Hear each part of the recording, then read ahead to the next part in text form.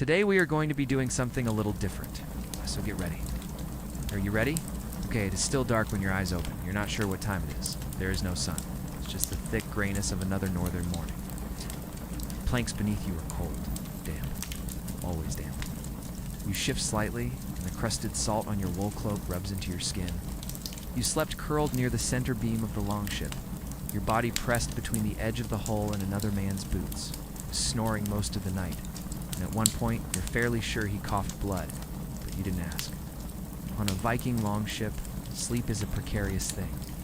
There is always another storm, another leak, another man who wants to hammer a nail into the one next to him. Sleep on a Viking Longship is never good sleep. You sit up slowly. You stretch, but not too much. Your joints are sore from rowing yesterday, and there's no room to fully extend your limbs. You are 26 years old, but feel 60. The air smells of wood tar, fish, and the salt-soaked leather of your own boots. Soft rain begins again. Of course, it has rained nearly every day since you left the fjord. The wool you wear is soaked through, but it's the only thing you have. A second tunic that was for the Jarl's son. You stand up carefully so as not to trip over the sleeping bodies around you. At least a dozen men lie motionless, their shields stacked above them. Some used the round boards as a kind of shelter last night, but they offer little protection from sea spray and cold mist. A nearby crewmate mutters a prayer to Thor beneath his breath. Other swats at lice crawling on his neck. There is no breakfast. You reach into a sack near the mast and pull out a hard lump of dried fish. It's cold, chewy. You broke a tooth on it last week, but it's food. Someone passes a leather skin filled with watered-down ale. It's warm and sour, but it's not seawater, so you drink. The sail is raised, but the wind is weak today. That means rowing. The oars are already slick with dew and old sweat. You find your place third from the stern right side. Your hands are already blistered, but no one cares. You row anyway. Hours pass like this. No songs today. The mood is low. A man further up vomits over the side. Seasickness never leaves him. Your arms burn. Your back aches. But you row. The Jarl sits beneath the raised prow, shield at his side, unmoving. He hasn't spoken to the crew all morning. At midday, you pass a rocky inlet. Seals bark in the distance. You imagine warm fires, dry beds. But you're far from that. You've been at sea for 11 days. Food is running low. Spirits too. At nightfall, the ship beaches on a stony shore. Not a raid, just rest. The men set up a lean-to using shields and oars. You don't bother. You curl up in the hull again. Your cloak is wetter now than it was this morning. As you close your eyes, you hear someone whisper, "I dreamt of Valhalla." You wonder if you'll ever see it. And just like that, the long, cold rhythm of Viking life begins again tomorrow. Being a Viking sailor was not glorious. It was not heroic. It was wet. It was cold. It was bone-deep exhaustion, day after day. And most of all, it was survival, by oar and by will alone. Thank you for watching. Remember to subscribe, and I'll see you next time. A day in the life of a Viking sailor. It is cold. You've been wet for hours. Your fingers are raw from pulling rope, your eyes salt-bitten from sea spray, and yet there's no turning back. Waking up in a damp Longship, in the middle of a fjord mealtime. Dried fish, hard bread, water mixed with ale, endless rowing shifts, and cramped sleeping arrangements. Poor hygiene, lice, and frostbite, constant fear of storms, rocks, or enemy ships, the myth of Viking glory verses. Harsh seafaring reality, sleepy narrator voice, walks through an imagined day, minute by minute, the Longship, engineering, marvel, or wooden hell. It was long, sleek, fast end, deeply uncomfortable. A slow walkthrough of the anatomy of a Viking Longship, keel, rudder, sail, oars, and shields. Materials used, oak, pine tar, iron rivets, design innovations, shallow draft. Flexible hull dangers of open deck sailing in cold rain, no shelter. Every storm is endured in full. The challenge of rowing in sync with 40 others sleeping beneath shields during raids myths. Monsters and maritime superstitions, they feared the kraken, the sea witch, and the wind that never stops. Norse beliefs about the sea and sea spirits. Rites performed before voyages. What Viking sailors thought happened if they died at sea, stories of sea monsters? strange lights, and omens burial at sea verses, land-based funeral pyres, the feared drogger, undead sailors haunting the waves, how stories help them cope with danger, and boredom, who is at the helm. Life aboard for warriors, slaves, and leaders, even on the same boat. Not everyone had the same journey. Roles aboard a longship, jarls, carls, thralls, how status affected sleep, food and safety, leadership, discipline, and punishments at sea, navigation techniques, sunstones, ravens, the stars women on board, rare but not unknown. When and how Viking raids were organized, peaceful voyages versus raiding missions. Welcome to my channel. It stretches nearly 30 meters long. From the carved dragon's head at the prow to the sweeping curve of the stern, a Viking longship is elegant, simple, and terrible to live on. It is said that the longship was the greatest tool of the Viking age, and in many ways it was. Light enough to carry across land, fast enough to outrun almost any vessel of its time, flexible enough to sail up a narrow river or across a stormy sea. But standing here on the open deck, you wouldn't call it comfortable. The hull is shallow. That means it cuts across shallow waters easily, but it also means there is no lower deck, no room beneath, no place to sleep or hide or rest. You sleep on the ship, not in it. Each plank was cut from oak or pine, shaped with iron axes, and fastened with iron rivets, seams sealed with animal hair, soaked in pine tar. It smells strongly of wood pitch. It always does. The mast stands high at the center. A square sail, usually of wool, dyed red or striped with bold black lines, flaps in the wind like an ancient war banner. Sometimes it is pulled down to row instead. When the wind dies, the men take over. There are usually 16 to 20 oars on each side, 40 hands, 40 backs, 40 lives, rowing in rhythm to the beat of a drum or the chant of a deep voice.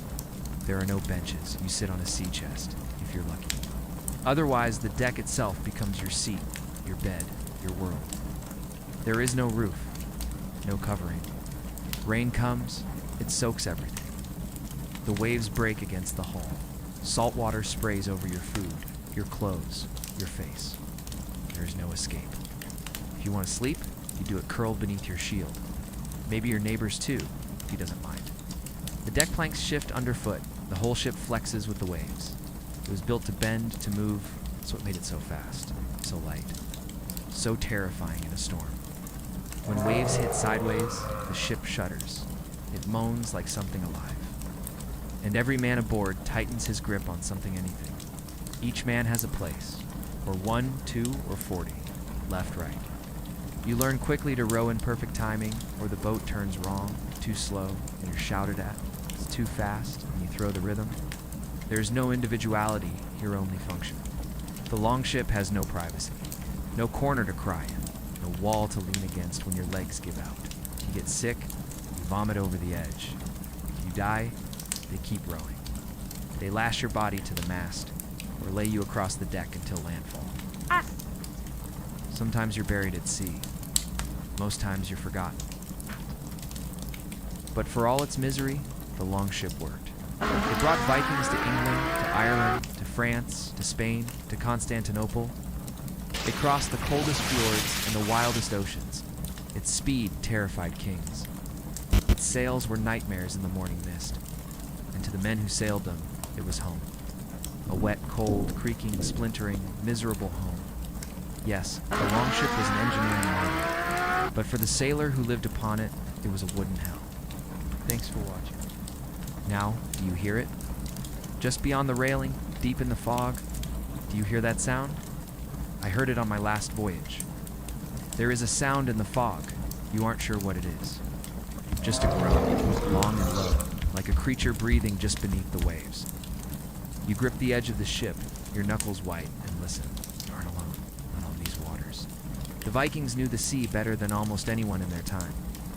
They sailed further than any other northern people, exploring and raiding from icy Norway to misty Scotland. Down through the British Isles and along the North African coast, they knew the sea's moods, its rhythms, its dangers. And yet they feared it. Not just for its storms, its hunger or its freezing cold, but for what might be living in it or beneath it. They believed in the Kraken, a vast beast with arms like trees, strong enough to crush a ship in two. It lived, they said, where the sea turned black and no birds dared to fly. They believed in Hofgufa, the sea mist monster whose breath could smother a crew in their sleep. And then there were the Draugr, the restless dead. Sometimes men lost at sea were not truly gone. Their spirits returned as pale, sodden forms, cursed to walk the decks of longships that had once carried them, searching for warmth that no longer reached their bones. Before voyages, the crew made offerings, a goat's blood spilled at the shore, a prayer to Injured, god of the sea and wind, a carved token tied to the mast, sometimes shaped like Thor's hammer, sometimes like a raven. The Jarl would say a blessing. Sometimes he'd whisper a curse, too. The tide was wrong, the seagulls flew inland. If the wind fell still too suddenly, they would wait. Even the bravest Viking knew the sea was alive. It did not like arrogance. On the Longship, superstition ruled. They never whistled on deck. It was believed to summon storms, never said the word death aloud, made the turning deep sleep. If a raven flew overhead, it was a sign of guidance. It flew in a circle, turned back. When the water turned quiet, too quiet, men would hold their breath. Each sailor had his own ritual. Some tied knots in their beard, some wore bones of a loved one beneath their cloak, some carved runes into the ship's planks, hidden below the rowing benches. There was power in symbols. They didn't know what power exactly, but it made them feel safer. Out here, even illusion was worth something. They also believed in sea spirits, beings who lived in the water, neither kind nor cruel, but watching. Always watching. They said these spirits could lead you home or lead you to ruin. And sometimes they demanded payment. A coin overboard, a lock of hair, a soul if necessary. There are stories of men who vanished at sea, with no wind, no wave, no fight, only silence, as if taken. When a sailor died on the ship, they tried to take him home. Sometimes the body was too far gone, then a ceremony. They would lay the dead man across his shield, coins on his eyes, his sword at his side, and then they'd slide him into the sea. No cries, no tears, only the creak of wood and the soft slap of waves. The sea took him, as it always does, and then the crew would row on. For all their strength, the Vikings were never truly in charge at sea, not in the way they were on land. Out here they were guests. The Longship obeyed wind and water, not man. The ocean gave passage or refused it. And somewhere, just beneath the surface, the old creatures waited, listening. To sail with the Vikings was to live between fear and courage, between myth and muscle, between what you could see and what you believed might be out there, just beyond the next wave. The Longship cuts through the morning mist like a dark blade on quiet water. From a distance, it looks unified. 40 men, one vessel, one will. But step aboard, and the truth is more complicated. Not everyone on the ship rows for the same reason. Not everyone eats the same food. Not everyone gets to rest when the rain comes. There are three kinds of men on this boat. Jarls, carls, and thralls, the rulers, the freemen, and the enslaved. You may think you'd notice right away who is who, but sometimes the difference is only in the hands, calloused fingers, split knuckles, or hands that haven't held an oar in days. At the front of the ship, beneath the dragon's head, stands the Jarl. He does not row. He does not cook. He commands. The Jarl may be a local chieftain, a nobleman, or a seasoned raider with silver rings on every finger. He wears furs that stay dry, and his cloak never touches the deck. He eats first, sleeps with space, and he decides who lives or dies if things go wrong. When the storm comes, all eyes turn to him, not because he can control it, because someone must pretend they can. Then there are the carls, the freemen, farmers in peacetime, sailors and warriors now. They row, they fight. They eat hard bread and dried meat from the same sack. Some own small land back home, others just a goat. But here they are equals in sweat. They take shifts at the oars. They follow orders, and they try to survive. At the back of the boat, near the steering oar, may be a navigator. A skilled seaman who watches the wind, the stars, and the flight of birds. He holds no title, but carries quiet respect. He may have sailed west or farther. He may have seen shores that others only whisper about. And when the fog thickens, when the rocks loom near, the Jarl may finally turn and ask him where to go. And then there are the thralls, slaves, who do not row with honor. They row because they must. They are not paid. They're not asked. Some were born into bondage, as others were taken from villages, from debts, from the unlucky moments of war. They sleep on the wettest wood.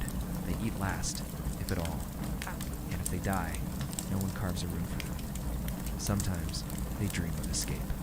Other times, they dream of nothing. Just silence, just sea. Discipline on a longship is simple. If you disobey, you're beaten. If you steal, you're whipped. If you betray, you're tossed into the waves. And yet it is not cruelty that holds the crew together. It is order, for without it, the longship fails. It turns wrong, it capsizes, it sinks. Every man aboard must do his part, even if his hands bleed, even if his heart is not in the voyage. Sometimes a woman is aboard, a shield maiden, perhaps, rare but not unknown. If she rows hard. If she fights with fury. And no one dares question her place because she has already earned it. The ship breathes with its crew. When they sing, it moves faster. When they suffer, it groans beneath them. When one falls overboard, it does not stop, because the sea does not care. The longship is not just a machine, it's a world. A small, floating society bound by oar, by fear, and by promise of silver on the other shore. Some row to conquer, some row to escape. Some row because they have no choice, but all of them row together. And out here, under the vast, endless sky, they are nothing without one another. Have you ever seen an old boat? Just a weathered hull resting on some forgotten shore, seemingly just another relic of times gone by? Well, if you have, I want you to close your eyes for a moment and imagine that you are standing beside that boat. Now, open your eyes and let me ask you this again. Do you see it now? Good, for what you're looking at is not merely a boat, but a window into the past. A time when the ocean was a wild, untamed thing, full of monsters and magic. A time when men first set sail and discovered the world was round. You are looking at a Viking longship. The longship is one of the most iconic symbols of the Viking Age, often depicted in art and literature as a swift and deadly weapon of war. Yet these ships were much more than just instruments of destruction. They were also vital for trade, exploration, and colonization, allowing the Vikings to travel great distances across Europe and even beyond. Though the longships themselves are long gone, having rotted away in the sea or been chopped down for firewood, the stories of their voyages continue to echo through time. For these ships were not just vessels, they were lifelines. Long before Christopher Columbus set sail for the Americas, or Ferdinand Magellan circumnavigated the globe, the Vikings were exploring the North Atlantic Ocean in their longships. In fact, they were the first Europeans to set foot on continental America, establishing settlements in Newfoundland, Canada, around 500 years before Columbus arrived. Yet despite their impressive navigational skills, the Vikings are often remembered as fierce warriors and ruthless raiders. This reputation was well-deserved, as the Vikings were known for their ability to navigate rivers and shallow waters with ease, which allowed them to strike deep inland and plunder villages and monasteries. Their raids were particularly devastating in England, where the Vikings targeted the prosperous monasteries because they were often undefended. The Danes, who were the first Vikings to raid England, were followed by the Norwegians, and later the Swedes. The English chroniclers of the time were not hesitant in their condemnation of the Vikings, often portraying them as savage beasts who took great pleasure in torture and bloodshed. However, it's important to remember that the Vikings weren't inherently evil. They were simply people trying to survive in a world that was often hostile and unforgiving. For the Vikings, raiding and pillaging were often a means of obtaining resources that were scarce in their homeland. And while their methods were brutal, they were not uncommon for the time period. In fact, the Vikings weren't the only ones who practiced piracy. The Mediterranean Sea, the Muslim pirates of the Barbary coast preyed on merchant ships carrying goods from the Americas to Europe. And in the Caribbean, the infamous privateer Henry Morgan terrorized the Spanish colonies, pillaging cities like Panama and taking vast amounts of treasure back to his base in Jamaica. So while it's easy to condemn the Vikings for their violent ways, we should also remember that they were products of their environment, that their actions were often driven by necessity as well as greed. There are many reasons why the Vikings explored and raided so extensively. One of the primary factors was the limited agricultural land in Scandinavia, which led to competition for resources and overpopulation.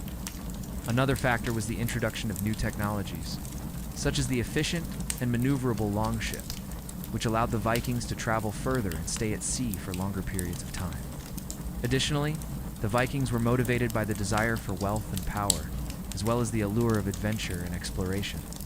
While the Vikings are often portrayed as uncivilized barbarians, it's important to remember that they were sophisticated seafarers and explorers who played a major role in shaping European history. Despite their fierce reputation, the Vikings were also skilled traders, merchants, and diplomats, and they established extensive trading networks across Europe and beyond. Their exploration and colonization of new territories led to the spread of Norse culture and language, and their interaction with other cultures resulted in the exchange of ideas and technologies. One of the most famous Viking explorers was Leif Erikson, who is credited with establishing the first European settlement in North America around the year 1000. His journey to the New World was likely motivated by the desire for new trading opportunities and the search for valuable resources such as timber and fish. Unfortunately, the settlement that he established in Newfoundland, Canada, did not last, possibly due to a combination of factors, including conflict with the local indigenous population and the lack of support from the Viking Kingdom of Norway. Nevertheless, Leif Erikson's voyage was a remarkable feat of exploration and navigation, and it serves as a testament to the adventurous spirit of the Vikings. Another famous Viking explorer was Eric the Red, who was known for his brutal and controversial conquests in Iceland and Greenland. Despite his reputation as a violent raider, Eric the Red also played an important role in the settlement of Greenland, where he established a large and prosperous Viking colony. His son, Leif Erikson, went on to become one of the first European explorers to reach North America, although his settlement did not survive. In addition to their exploration and colonization efforts, the Vikings were also active traders and merchants, and they established extensive trading networks across Europe and beyond. The Viking city of Hiddeby in northern Germany was one of the most important trading centers of the Viking Age, and it served as a hub for the exchange of goods between the Vikings and other European cultures. The Vikings traded a wide variety of goods, including furs, timber, fish, honey, and wax, as well as slaves and other commodities. They also acted as intermediaries in the trade, networks connecting the Mediterranean world with the Byzantine Empire and the Islamic world. Overall, the Vikings were highly skilled seafarers and explorers who played a major role in shaping European history. They were not simply uncivilized barbarians, but rather sophisticated traders, merchants and diplomats who interacted with other cultures and contributed to the exchange of ideas and technologies. Their exploration and colonization of new territories led to the spread of Norse culture and language, and their interaction with other cultures resulted in the exchange of ideas and technologies. You may be wondering, did the Vikings have any lasting impact on the world around them? The answer is a resounding yes. The Vikings left an indelible mark on the world around them, and their influence can be seen in many aspects of modern society. First and foremost, the Vikings were master shipbuilders, and their longships were some of the most advanced and efficient vessels of their time. These ships allowed the Vikings to travel great distances across the North Atlantic Ocean and establish settlements in new territories such as Greenland and Newfoundland. Canada's the design and construction techniques used by the Vikings In shipbuilding had a lasting impact on maritime history and influenced the development of shipbuilding in Europe for centuries to come. Another important contribution of the Vikings was their exploration and discovery of new lands. The Vikings were among the first Europeans to explore and map large parts of the North Atlantic. Ocean and their voyages had a significant impact on the understanding of geography and navigation during this time period. Their exploration also led to the establishment of new trading routes and the exchange of goods and ideas. Between different cultures, the Vikings also played a significant role in the spread of Christianity in Scandinavia. While the Vikings were initially known for their pagan beliefs and practices, the region eventually converted to Christianity, and some Viking leaders became important figures in the Christianization of Europe. For example, King Olaf Tryggvason of Norway was instrumental in the conversion of Norway to Christianity and is considered a saint in the Christian faith. Furthermore, the Vikings left behind a rich body of literature and folklore that continues to influence art, music, and popular culture today. The sagas, which are epic poems and prose narratives recounting the deeds of legendary Viking heroes and kings, are an important source of information about Viking culture and history. These stories have inspired countless works of art, music, and literature throughout the centuries, and their influence can still be seen in modern fantasy and adventure stories. Moreover, the Viking Age saw the flourishing of Norse art and craftsmanship, which is characterized by its distinctive style and intricate designs. Viking art often depicts scenes from Norse mythology and folklore and features a wide range of motifs and symbols. The skill and artistry of Viking craftsmen in metalwork, wood carving, and other crafts had a lasting impact on Scandinavian art traditions and continue to be celebrated today. Finally, the Vikings left behind a legacy of exploration and adventure that continues to inspire people around the world. The Vikings were renowned for their courage, seafaring skills, and thirst for discovery. Voyages to new and uncharted territories pushed the boundaries of human exploration and navigation. The legacy of the Vikings lives on in the modern-day adventurers and explorers who continue to push the limits of human endurance and curiosity. By what? So the next time you hear the word Viking, don't just think of bloodthirsty barbarians. Remember the Longship, the lifeline of a bygone era. Remember the sailors who dared to brave the seas. Remember the Vikings as pioneers, explorers, and traders. Remember them as the masters of the waves and the wind, who taught us that the world is big enough for all of us, even in the darkest of nights. When you look upon the ruins of an ancient boat, you are seeing the past. You are seeing the strength of the Vikings. You are seeing the Vikings longing for the horizon. Rest now and sail peacefully into the night.